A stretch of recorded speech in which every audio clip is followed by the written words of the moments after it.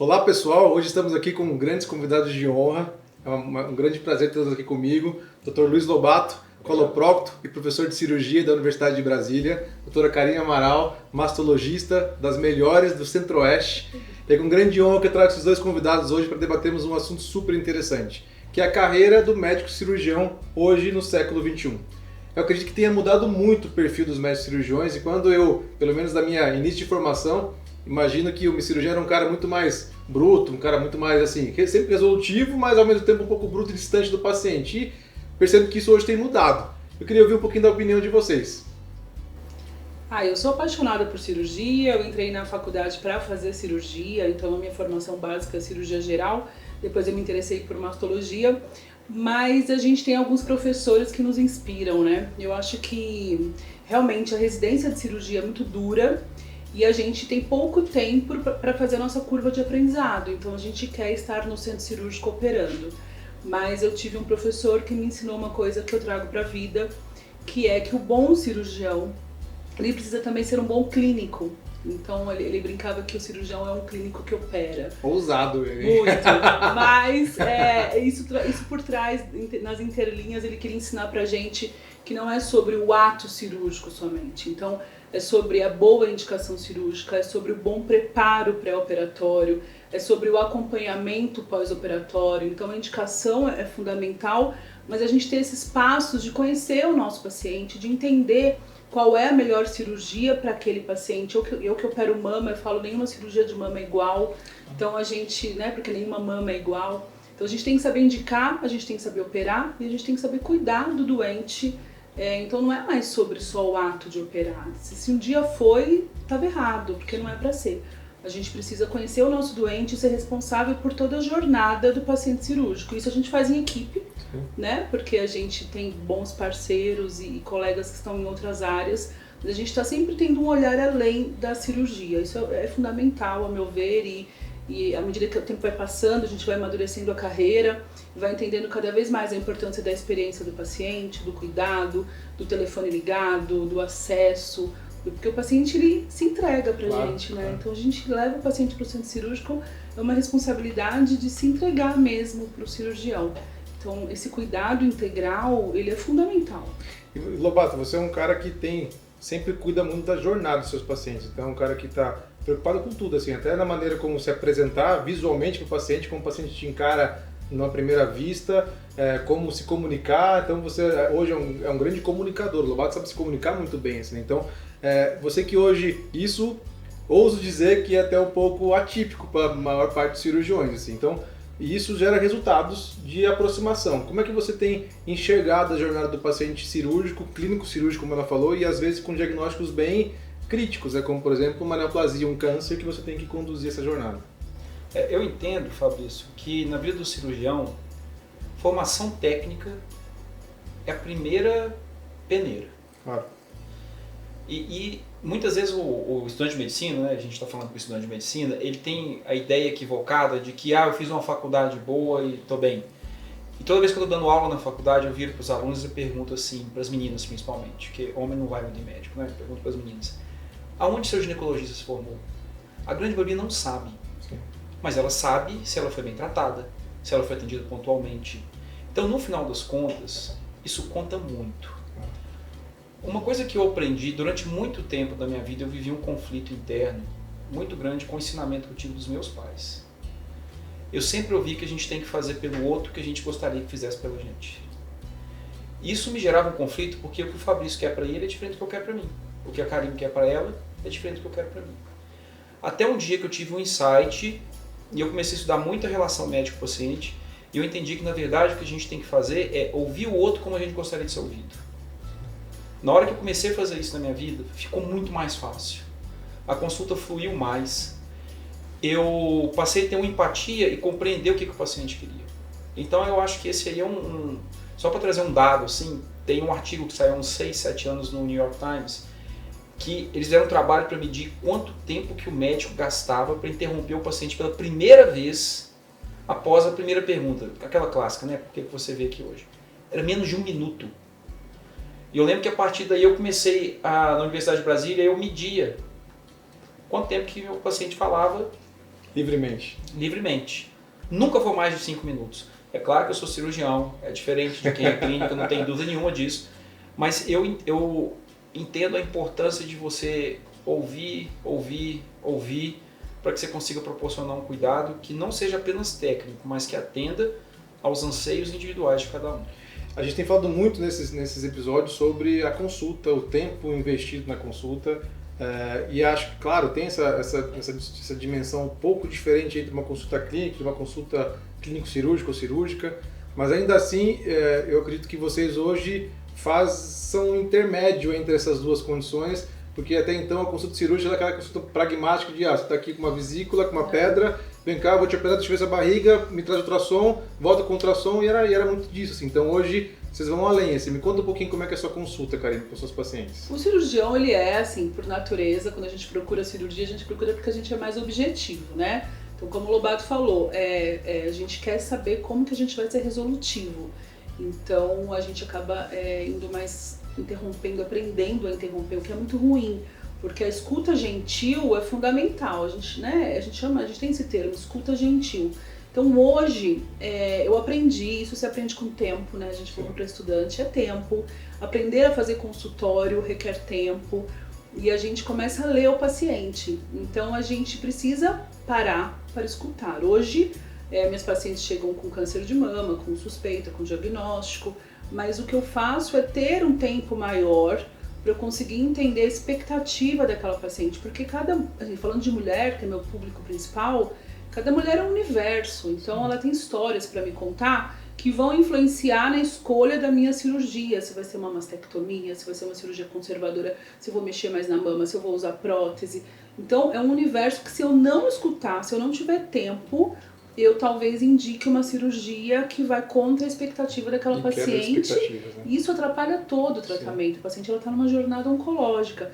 Então eu entendi e trabalhei a minha carreira para chegar no momento onde eu pudesse ter tempo. E eu falo que tempo é fundamental para a gente conhecer o nosso paciente e oferecer um tratamento mais personalizado, né? A gente fala hoje muito de uma medicina mais personalizada, de ser tudo muito mais pontual. Sim. E isso só vai acontecer se eu tiver tempo. Às vezes uma consulta eu não vou conseguir entender, eu preciso da segunda, da terceira, até que eu vou conhecendo o meu paciente e a família, porque tem uma família ali por trás, que muitas vezes está no consultório junto. Então eu adoro fazer, eu aprendi a gostar de fazer consultório, coisa que na cirurgia não é o nosso forte, não é. Mas eu fui entendendo no universo feminino que eu precisava aprender a fazer consultório para indicar bem a minha cirurgia. E acho que esse já é um diferencial de mercado, né? Porque com as tecnologias, inteligência artificial avançando, então aquele diagnóstico seco e puro e simplesmente técnico, ele vai ser rapidamente ocupado, e eu acredito, por inteligência artificial, por ferramentas, por máquinas, e o que nós temos para oferecer de diferente é realmente a humanização. E aí hoje tá tão malhado esse termo humanização que as pessoas já não conseguem entender muito bem o que é, né? Eu acho que essa criação do laço, a empatia é um ponto bastante sensível.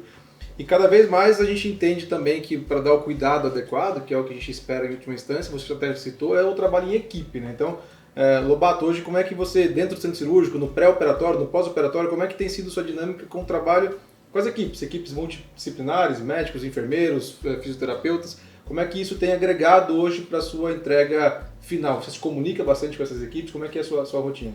Eu vou dar um exemplo de uma coisa que eu coloquei na minha equipe agora e que foi excelente. Assim. É algo que eu trouxe do meu tempo nos Estados Unidos. Eu tenho uma enfermeira assistencial. Sim.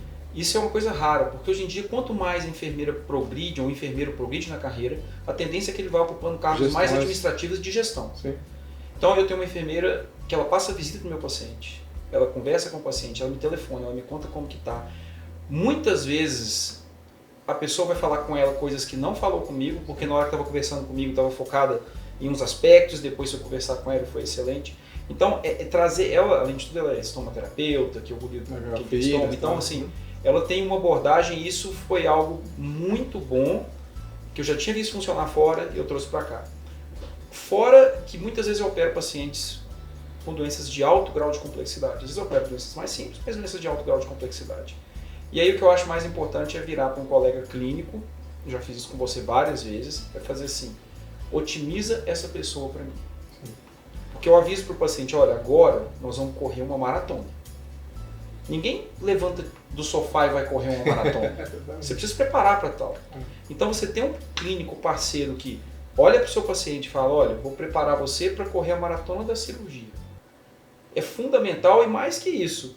Enquanto você estiver correndo, eu vou estar ali te ajudando também para você conseguir correr bem. Te passando isso, Gatorade, te passando isso para mim, assim, olha, isso significa resultado bom. Sim. E gente indo para casa saudável, gente complicando menos, eu acho que isso aí tem sido muito importante com os cuidados que eu presto.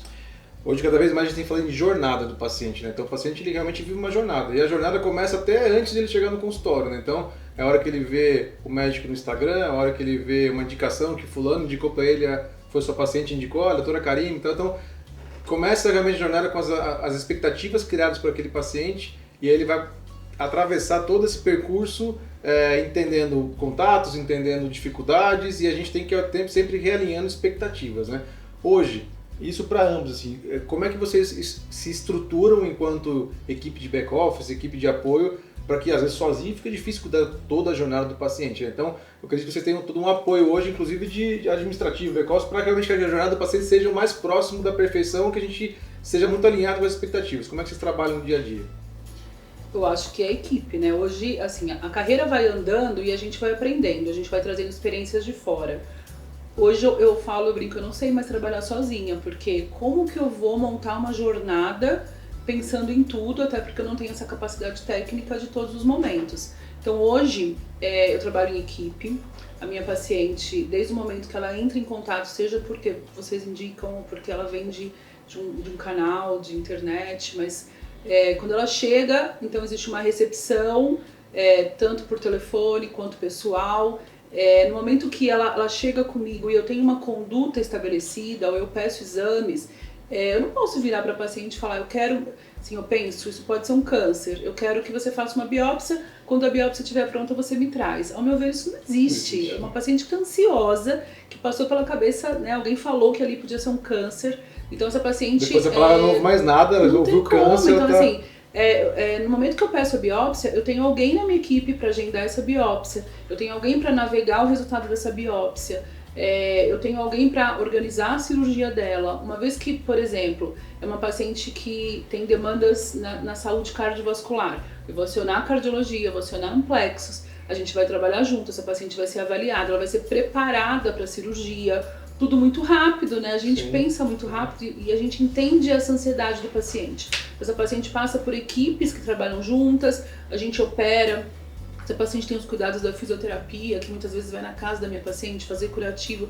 Eu tenho enfermeira na equipe que dorme com a minha paciente, então se tiver uma intercorrência, apesar de ter enfermagem do hospital, se tiver uma intercorrência 2 da manhã, ela vai me ligar. Então essa vigia, esse cuidado, eu acho fundamental porque eu me vejo como paciente. Eu queria que fosse assim comigo. Então, nesse momento da minha carreira, eu prezo por navegar essa paciente, entender essa logística, considerando o aspecto da saúde física e mental da minha paciente, porque como médico, a gente não pode esquecer da saúde mental. Cara, eu tenho 2 conceitos bem simples assim, que eu fiz e que eu acho que resolveu muitas coisas na jornada do meu paciente. O primeiro deles é que eu sou pontual. Eu sou realmente pontual. Antigamente eu falava assim, eu sou chato com o horário. Eu não acho que seja chato, eu acho que um predicado é uma coisa boa. Então eu sou pontual. É claro que pode ter algum problema, eu posso atrasar, alguém da minha equipe vai avisar e vai informar isso para o paciente. Isso aí foi algo que simples, mas que melhorou absurdamente a jornada do meu paciente. Para me forçar isso, eu coloquei ele com um consultório com uma recepção pequena.